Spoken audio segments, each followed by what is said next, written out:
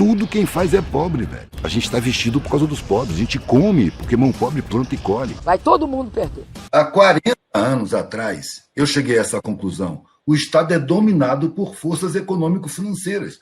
São banqueiros e mega empresários. Isso aqui é como se fosse uma monarquia, onde os reis são os grandes banqueiros internacionais. São os mega empresários e banqueiros locais, os barões, os duques. E a ditadura é a mesma. A gente não vive numa democracia.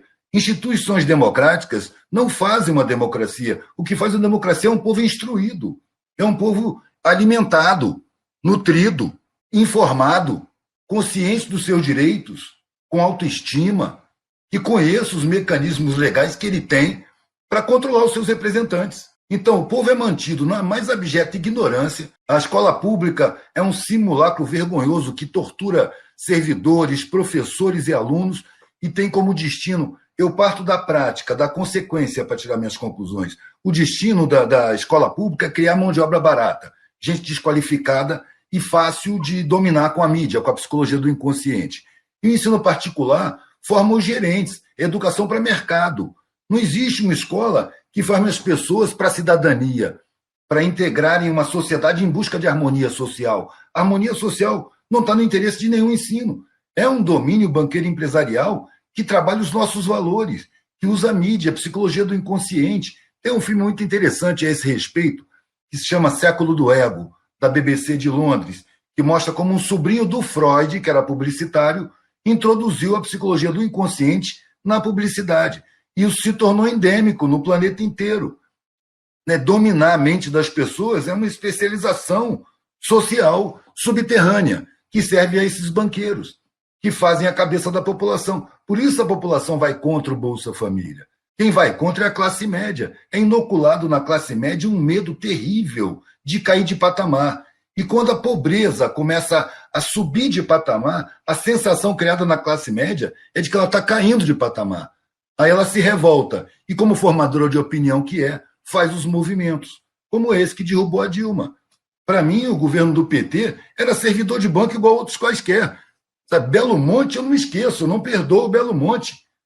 Sabe, então, as políticas públicas obedeceram os financiadores de campanha. Só que o capataz da vez, que era o Lula e depois foi a Dilma, era bonachão, não tinha raiva de escravo, não queria torturar ninguém, melhorou a alimentação, melhorou o abrigo, de um punhado. Abriu espaço para a escolinha, botou um punhado de periférico dentro da universidade. Eu acho que se fosse um estadista verdadeiro, teria aberto as universidades para cumprir a sua função social, para toda a população. E devia haver um programa de Estado de resgate dos crimes que o Estado cometeu contra a sua população desde quando ainda era império. O Estado comete crime contra a população periférica, contra a população mais pobre, contra a maioria da população, desde sempre. E existe o interesse dos dominantes que estão nos bastidores, porque, para mim, o poderoso verdadeiro não se candidata. Ele está nos bastidores. Você anda pra caramba no Congresso. Você fala com o que eu chamo de marionete de luxo. São os caras enriquecidos para serem insensíveis e servirem aos poderes econômicos dos grandes vampiros sociais. Esses são os grandes parasitas sociais. Os grandes banqueiros, os mega empresários, os grandes acionistas do mercado financeiro. Entendeu? Esses são os parasitas. E é aí que está o poder subterrâneo. Então, por exemplo, eu trabalhei na campanha do Lula em 89. Ali eu percebi que a política é uma grande farsa. Que há uma estratégia de domínio que vai muito além da política. Eu parei de votar ali, porque eu não reconheço no Estado o direito de me obrigar a participar de uma farsa. Uma democracia com um povo desnutrido, desinformado, ignorantizado, sabotado em instrução, com a baixa autoestima enorme programada pela própria mídia. Como é que eu vou participar da votação dessa?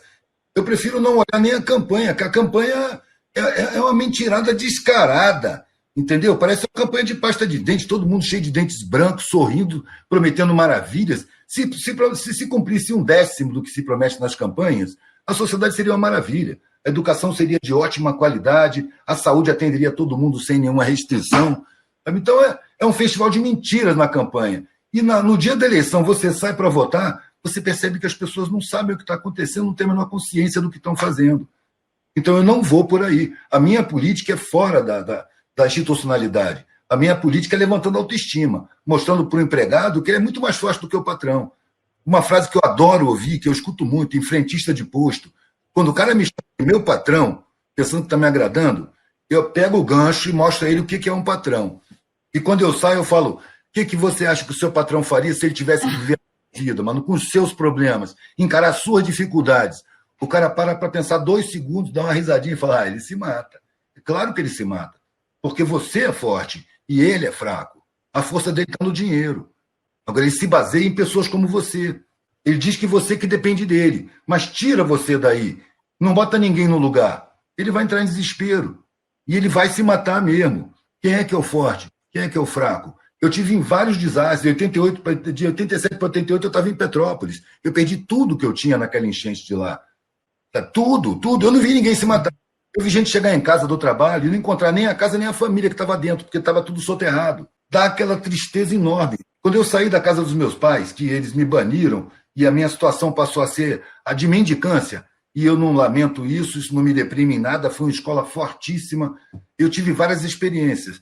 Teve um momento em que me deu um estalo, eu estava morando no Morro da Pirâmide, na ilha de Taparica, em Mar Grande, no alto do morro, numa casa sem luz, sem energia, sem água, eu tinha que descer do morro para pegar água num poço, e na maior alegria, eu via meus vizinhos com problemas incríveis, e de repente eu dei um estalo, cara, eu estou no meio das pessoas mais fortes que eu já vi, as mais solidárias. Qualquer um da minha classe original lá atrás, nessa situação entraria em depressão, se suicidaria, piraria, não aguenta, porque não tem força para encarar. No entanto, essas pessoas são as mais fortes que eu conheço, encaram as piores dificuldades, fazem o serviço da sociedade que ninguém quer fazer, bota a sociedade para funcionar e ainda se sentem fracas, se sentem incapazes, se sentem impotentes por uma indução criminosa, usando psicologia do inconsciente. De repente eu me toquei. Quem pode construir uma sociedade justa são as mesmas pessoas que constroem essa sociedade injusta. O que eles precisam ter é consciência da realidade. O problema é que aquela parcela da população que tem acesso a ter consciência da realidade, que são as classes médias, uma grande parte não está interessada, porque isso é problema. Se você se contrapuser contra a injustiça, você vai ser perseguido, você vai ser discriminado, você vai perder o seu cargo. Então, a maior parte tem medo, não faz. E aqueles que querem fazer se deixam convencer pelas induções sociais que, porque têm um curso superior, são superiores àquelas pessoas lá. E chegam falando uma língua que aquelas pessoas não aprendem, não entendem.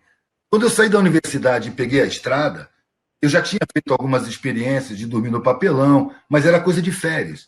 De repente eu peguei para nunca mais. Não tinha mais volta, não tinha mais família, não tinha mais classe social. Fiquei desclassificado. Aí eu comecei a conviver e a aprender. Eu cheguei com a lavagem cerebral de que eu era o estudado e que eu ia passar o meu conhecimento para aquelas pessoas que estavam ali. E foram várias lições inesquecíveis. Primeira coisa, o que eu sabia de dentro da academia não interessava a ninguém ali. A coisa que eu fazia com o porteiro, com o faxineiro, de falar os meus conhecimentos, achando que eu estou esclarecendo os caras, eles ouviam. Ali onde eu estava de mendigo, eles não tinham essa deferência, porque eu não era mais classe média, eu também era mendigo. Aí nego ria da minha cara. E falava, você é professor? Que língua é essa que você está falando? Ninguém está entendendo o que você está falando, não. Aí eu me liguei que eu não tinha aprendido nem a falar aquela língua dali. Eu estava falando uma língua que é restrita, de uma parcela da população que tem seus direitos respeitados.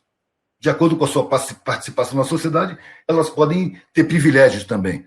Mas uma coisa que eu percebi rápido é que privilégio custa, no mínimo, conivência com os crimes sociais. Para você ter privilégio, você tem que ter algo de perversidade. Eu digo privilégio de riqueza, entendeu? Altos salários e tal. Você tem que ter um quê de perversidade, de indiferença com o sofrimento da maioria. Você tem que se convencer de que são os incapazes e que merecem o sofrimento que é para a maioria da população. Porque se você tem um pingo de sensibilidade, você vê que a existência da miséria já é uma demonstração de que a sociedade não é humana. Uma sociedade humana, o ser humano estaria no centro de importância. Mas o que está no centro de importância? Para onde o governo soltou dinheiro fácil, sem nenhum problema? Nos bancos. A vida, o equilíbrio ecológico, a pureza da água, da terra, do ar, está tudo em segundo plano. Em primeiro plano está o lucro, a qualquer custo e rápido. Nós somos uma sociedade regidas por interesses materiais, interesses econômico-financeiros, por pessoas que não convivem no caos social que nós convivemos. Pessoas para quem o caos social interessa. O nível de criminalidade interessa, porque apavora a classe média e justifica o investimento nas forças de segurança, que tem como objetivo não trazer paz social, muito menos segurança pública. Tem como objetivo contenção de massa, fazer o pobre ficar reprimido e não se revoltar. Eu vejo as instituições como uma tremenda farsa, mano. Tudo mentira, mano. Tudo mentira. Qualquer comunicação que se prepara para falar com o público, se prepara um monte de mentira. A sociedade ainda não alcançou o patamar humano. Por isso, não tem no seu centro de importância o ser humano. No centro de importância da sociedade está o interesse econômico-financeiro, está a produção, está o consumo, está o controle, está o domínio. Não está o ser humano. E, para mim, eu vejo pelo sintoma. Eu não consigo alcançar as informações porque elas são muito bem guardadas. Mas o fato de eu ver gente igual lixo já me demonstra que a sociedade não se preocupa com o ser humano. Abandono, falta de abrigo, as forças de segurança. Quando chega um carro de polícia em qualquer ambiente, velho, a primeira situação de tensão. Ué, não é a segurança pública? Se fosse, era para trazer paz, mano. Você vê um carro de polícia, legal, estamos seguros. Mas não, estamos ameaçados. As forças de segurança não são feitas para trazer paz social. São feitas para repressão, para contenção de massa. Esse é o objetivo principal das forças de segurança. Eu vejo tudo como mentira. O escravo não pode estudar. Ele não pode ficar sabendo. O povo tem que ser mantido ignorante. É uma estratégia. Eu prefiro... Você diz assim que nós estamos no modelo de sociedade errado. Eu acho que ele estaria errado se ele tivesse intenção de servir prioritariamente ao seu povo. Ele não está errado. Ele é safado. Ele é criminoso. Ele é mau caráter. Ele é desumano. Ele é antissocial. Por excelência, antissocial. Se houvesse um Estado realmente legítimo, a prioridade é a fome, é a miséria, é o desabrigo. É a prioridade de qualquer Estado. E a prioridade 2, a instrução, a formação de um povo digno. Isso se faz no ensino fundamental, a partir das crianças. Um político que fez investimento em crianças, na educação, você vê como a elite se movimenta, como a mídia difama esse político. Porque eles são completamente contrários a educar a população. E eles estão no poder. Não é o poder visível, é o poder subterrâneo. É o poder que move a grana, o poder que move a mídia, o poder que determina o modelo de educação, que superficializa a mentalidade, que determina o modelo de comunicação, que conduz por dentro das cabeças, que deformam a realidade, que fazem o povo brigar contra as coisas que o favorecem. Mas a ideia é plantada muito profunda, ela está muito enraizada, porque tiveram muito tempo para colocar. Esse filme, O Século do Ego, trata da publicidade de antes de 1920, né? Desde o século passado, retrasado, que vem se trabalhando as mentalidades. Então, muita gente pensa que todo o desenvolvimento tecnológico se deve à competição. Eu tenho a sensação, quando eu falo assim com o público, numa plateia, que as pessoas sabem o que eu estou falando. Elas enxergam do jeitinho que eu estou falando, só que elas não acreditam no que estão vendo. A pessoa olha para a sociedade e fala, não, parece uma falcatrua total, não é possível, eu estou enxergando errado. Alguma coisa eu estou vendo direito. As pessoas se sentem erradas por verem certo. Aí eu chego e falo, não, é tudo falcatrua mesmo. Todas as áreas sociais são falcatrua. Todos os ministérios são pejados de corrupção. O poder econômico manda mais do que o poder político. Sim. Isso aí não é política. Política seria a busca da harmonia social, da harmonia coletiva. É a preocupação com a polis. E o que eu vejo na ação dessas figuras é a preocupação com o patrimônio, a preocupação com o lucro, a preocupação com a economia. O ser humano está em plano secundário. Então isso para mim não é política. Isso é uma farsa.